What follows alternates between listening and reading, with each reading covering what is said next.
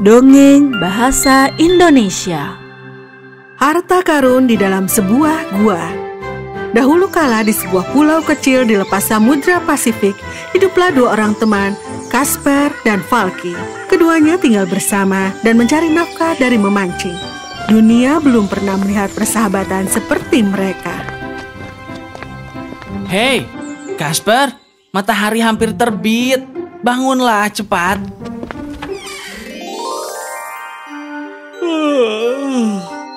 Mengapa malam berlalu begitu cepat? Setidaknya harus 4 jam lebih lama. Aku sudah terbangun 4 jam yang lalu, temanku. Dan aku sudah mendapatkan hasil tangkapan kita untuk hari ini. Sekarang aku harus pergi ke pasar. Kita pasti dapat harga yang bagus untuk ikan traut gemuk ini. Apakah penting jika kau mendapatkan beberapa koin lebih sedikit? Tidak sedikit uang yang akan aku ambil. Kau lihat, suatu hari nanti aku akan menemukan harta karun yang sangat banyak. Jangan harta karun lagi. Tunggu dulu. Kemarin aku mengambil setumpuk selada segar dan wortel yang baru yang renyah. Kau menyukai salad itu. Jadi aku mengemasnya untuk makan siangmu dengan sup jagung spesialku dan kita akan pergi bersama. Aku perlu mendapatkan lebih banyak paku dan ubin untuk memperbaiki atap rumah yang bocor. Tidak ada tukang kebun, juru masak, atau tukang yang lebih baik daripadamu di seluruh pulau ini. Tapi apapun yang ingin kau lakukan, lakukan dengan cepat. Aku ingin sampai di sana sebelum para nelayan yang lainnya tiba. Tidak ada yang menjual ikan segar yang enak di pagi hari. Orang membayar jauh lebih tinggi untuk itu. Jadi dengan cara ini, mereka menjalani kehidupan yang damai dan sejahtera. Falky, orang yang cerdik dan rajin, akan menangani penangkapan ikan dan berdagang, menghasilkan sejumlah uang untuk mereka berdua. Dan Casper, yang lebih santai dan malas dari keduanya, hanyalah senang memasak dan menjaga rumah, taman, dan juga ternak-ternak. Orang akan mengira mereka memiliki kehidupan yang damai dan penuh sukacita. Memiliki keinginan untuk menginginkan kehidupan yang lebih baik dan bekerja keras untuk itu adalah tujuan hidup yang besar. Tetapi tidak ada jalan pintas menuju sukses. Keserakahan tidak mengenal kedamaian atau kepuasan dan seringkali dapat mengarah ke jalan yang berbahaya. Ini banyak sekali. Sekarang kita memiliki lebih dari cukup uang untuk membeli gerobak baru dan kuda juga. Bagus sekali. Apa yang terjadi padamu? Bagaimana kau bisa bahagia hanya dengan gerobak dan juga kuda? Jadi, mau apa lagi?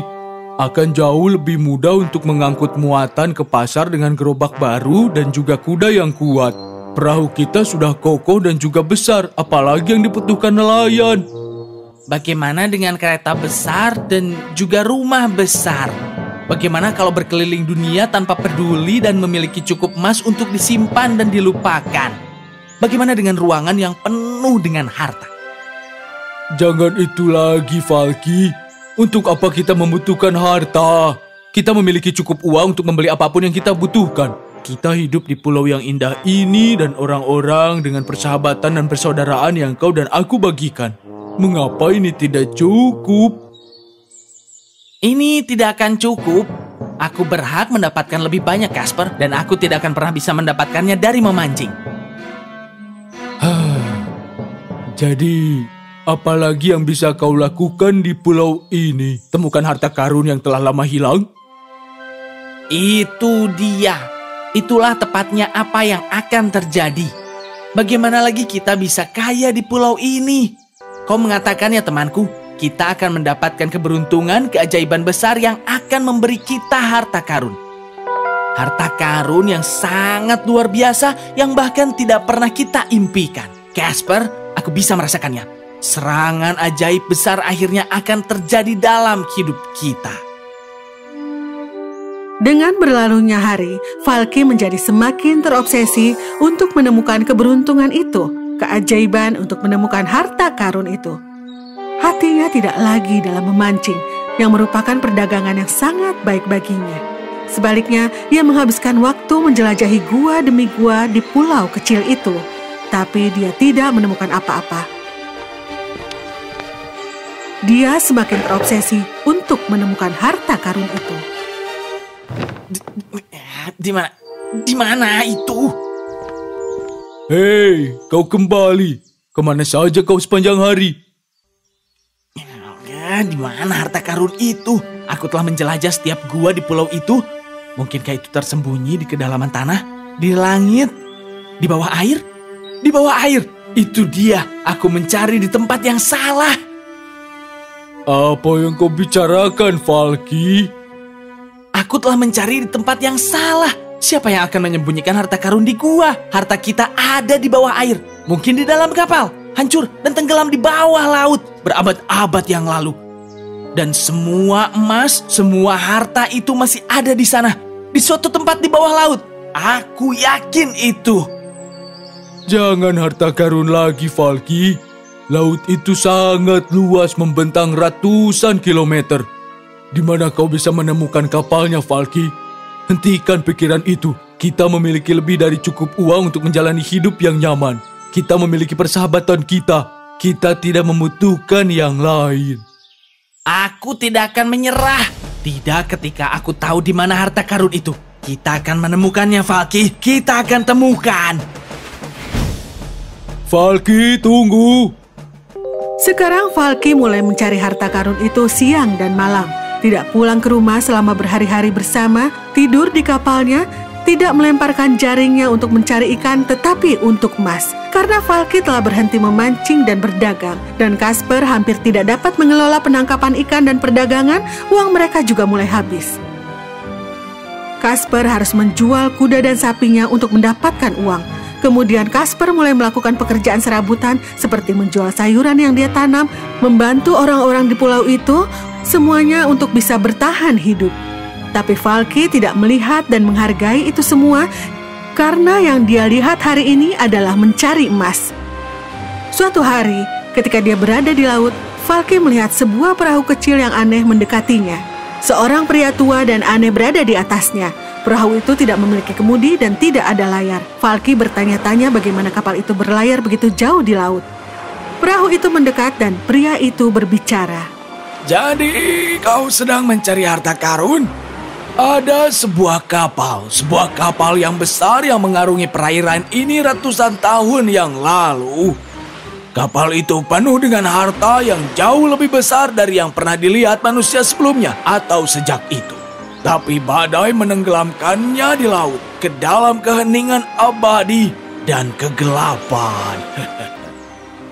Harta itu adalah milikku. Tunjukkan di mana kapalnya. Tidak secepat itu, Falky. Badai mengambil kapal dan badai akan membawanya kembali untukmu. Hanya untuk 1 hari. Dan kau akan membawa 1 teman di dalam gua besi. Di sana, kau akan menghabiskan 1 malam di tengah badai berbaring di tanah. Kau tidak akan bergerak, kau tidak akan mengeluh. Kau akan berani menghadapi badai dan mungkin harta itu akan datang kepadamu. Kapan aku melakukan itu? Akan ada badai besok malam. Berada di sanalah segera setelah matahari terbenam. Falky bergegas pulang untuk membuat persiapan untuk malam berikutnya. Dengan bersemangat, dia menceritakan semuanya kepada Casper. Tapi tentu saja, Casper tidak merasa senang. Falky, satu-satunya uang dan kekayaan yang menghasilkan kebaikan adalah yang kita peroleh dengan keringat kita sendiri. Harta karun apapun yang membutuhkan badai untuk menampakkan dirinya, harta apapun yang seharusnya menjadi milik orang lain, tidak akan membawa kebaikan bagi kita. Hentikan kegilaan ini, Falky. Kembalilah.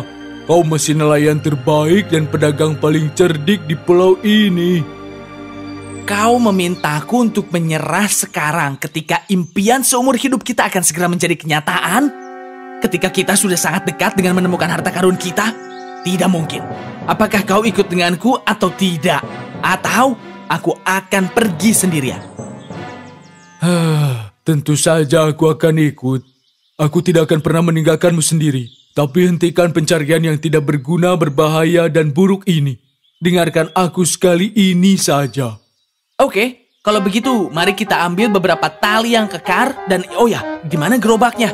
Kita akan membutuhkannya untuk mengambil semua harta karun kita. Itu bukan harta milik kita, Falky. Falky dan Casper berangkat dan mencapai batu di luar gua. Badai dahsyat mengamuk malam itu dan Falky bertekad untuk menemukan harta karun itu tergeletak di tengah hujan dan juga kilat.